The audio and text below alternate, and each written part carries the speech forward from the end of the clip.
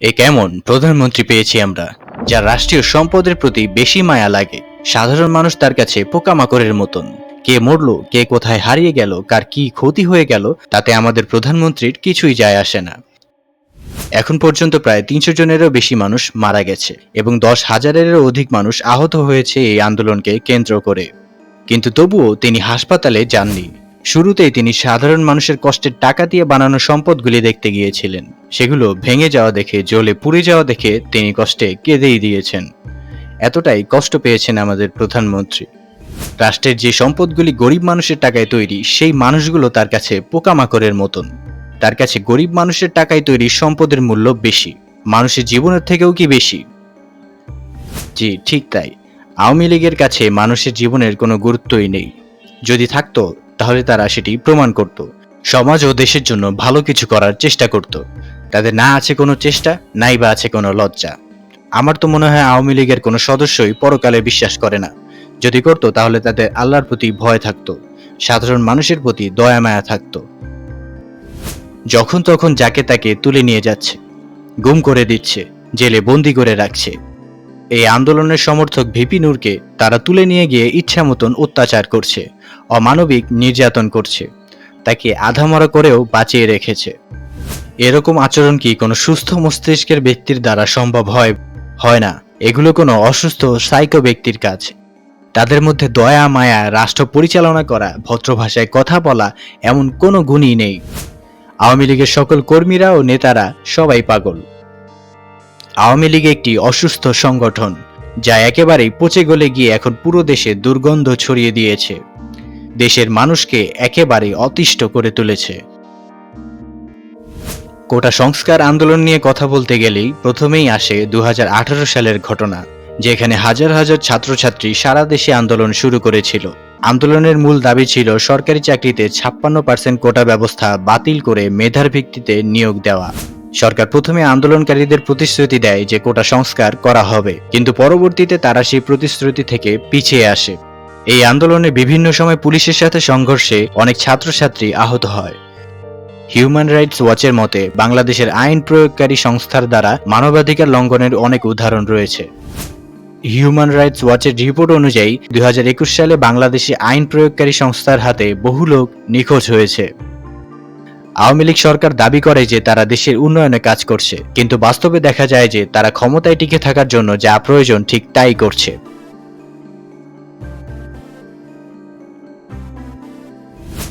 সরকারের নানা প্রতিশ্রুতি এবং সিদ্ধান্তের সাথে জনগণের আশা ও আকাঙ্ক্ষার বাস্তবায়ন খুব কমই মেলে। বাংলাদেশ পুলিশ থেকে শুরু করে আওয়ামী লীগ সেনাবাহিনী পর্যন্ত নিয়ন্ত্রণ করছে। তারা সেনাবাহিনীর উন্নতির জন্য মূল বাধা। ভারতের জন্য আমাদের সেনাবাহিনী যেন কখনো হুমকি হয়ে না দাঁড়ায়, সেই ব্যবস্থাই করেছে আওয়ামী লীগ। তাই ভারত থেকে সবসময় সমর্থন পেয়ে এসেছে আওয়ামী লীগ। হ্যাঁ, এটাই সত্যি। ভারত চায়নি, তাই সেনাবাহিনীর আজ এই অবস্থা। সেনাবাহিনীর কোনো উন্নতি হয়নি। এটি হচ্ছে আওয়ামী লীগের এতদিন ক্ষমতায় টিকে থাকার একটি মূল কারণ। শুধু সেনাবাহিনী নয়, আওয়ামী লীগ আমাদের শিক্ষা ব্যবস্থাকেও এগোতে দেয়নি, দেশের মানুষদের কোনো উন্নতির সুযোগ দেয়নি। বিশ্ববিদ্যালয় কমপ্লিট করা লক্ষ লক্ষ ছেলেমেয়েরা ঘরে বসে আছে, তাদের জন্য চাকরির কোনো ব্যবস্থাই করেনি আওয়ামী লীগ। এমন না যে তারা করতে পারেনি, আসলে তারা কখনো করার চেষ্টাই করেনি। আওয়ামী লীগ শুধু ক্ষমতায় টিকে থাকার জন্য যা প্রয়োজন তাই করেছে। তাদের চামচা চাকরদের মানে আওয়ামী লীগের নেতা কর্মীদের টাকা খাইয়ে তারা ক্ষমতায় টিকে আছে। যেখানে সেখানে দুর্নীতির করার সুযোগ সবাইকে করে দিয়েছে। তারা যেমন খুশি তেমন করে আমাদের দেশটাকে চালিয়ে আসছে। দেশে কারো স্বাধীনতা নেই, কেউ কিছু বললেই গুম হয়ে যাচ্ছে, পুলিশ তাদের ধরে নিয়ে যাচ্ছে। দেশে তেমন চাকরির ব্যবস্থাও নেই। মানুষের টাকা কামানোর জন্য বাইরের দেশে গিয়ে কষ্ট করে পরিবার থেকে দূরে থেকে টাকা কামাতে হচ্ছে, আর সেই কষ্টের টাকা দিয়ে আওয়ামী লীগ তাদের গুন্ডা বাহিনী পালছে। দেশে কারো কোনো নিরাপত্তা নেই, নেই কোনো ন্যায় বিচার পাওয়ার মাধ্যম। সব জায়গাতেই আওয়ামী লীগের মন মতন কাজ হয়। মানুষ সুন্দর ও নিরাপদ ভবিষ্যতের আশায় বাংলাদেশ ছেড়ে চলে যাচ্ছে, আর তারা এটি করতে বাধ্য হচ্ছে। এগুলো আসলে কিসের লক্ষণ? এখন আমাদের কি করণীয়? কিভাবে আমরা উন্নতি করতে পারি? কিভাবে কম টাকা উপার্জন করেও ন্যায় বিচার ও নিরাপত্তা পেয়ে সুখী থাকতে পারি। কি আর করব, করার তেমন কিছুই নেই। যুদ্ধ করার কোনো প্রয়োজন নেই। আমাদের শুধুই প্রতিবাদ করে যেতে হবে, আন্দোলন করে যেতে হবে, শান্তিপূর্ণ আন্দোলন করতে হবে। পশুর মতন আচরণ করা যাবে না, অপ্রয়োজনীয় কারো কোনো ক্ষতি করা যাবে না। আমরা যদি শান্তিপূর্ণ আন্দোলন চালিয়ে যেতে পারি তবে সেটাই হবে আওয়ামী লীগের পতনের জন্য যথেষ্ট। সরকার নিজের রক্ষার স্বার্থে নিজেরাই ভুল করছে, আতঙ্কে পড়ে গেছে, তারাই ভুল করবে।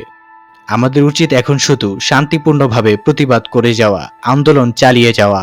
সরকার নিজেরাই নিজেদের কবর খুঁড়ছে, তাদের শেষ আর বেশি দূরে নেই। আমরা করব জয়, আমরা করব জয়, আমরা করব জয় একদিন। আহা বুকের গভীরে আছে প্রত্যয়, আমরা করব জয় একদিন। আমরা করব জয়, আমরা করব জয়, আমরা করব জয় একদিন। আহা বুকের গভীরে আছে প্রত্যয়, আমরা করব জয় একদিন। একদিন সূর্যের ভোর, একদিন স্বপ্নের ভোর, একদিন সত্যের ভোর আসবে। এই মনে আছে বিশ্বাস, আমরা করি বিশ্বাস, সত্যের ভোর আসবে একদিন। একদিন সূর্যের ভোর, একদিন স্বপ্নের ভোর, একদিন সত্যের ভোর আসবে। এই মনে আছে বিশ্বাস, আমরা করি বিশ্বাস, সত্যের ভোর আসবে একদিন।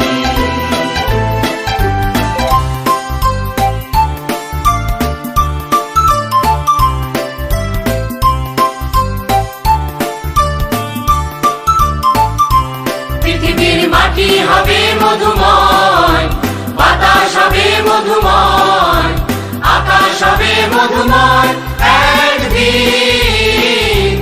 এই মনে আছে বিশ্বাস, আমরা করি বিশ্বাস, আকাশ হবে মধুময় একদিন।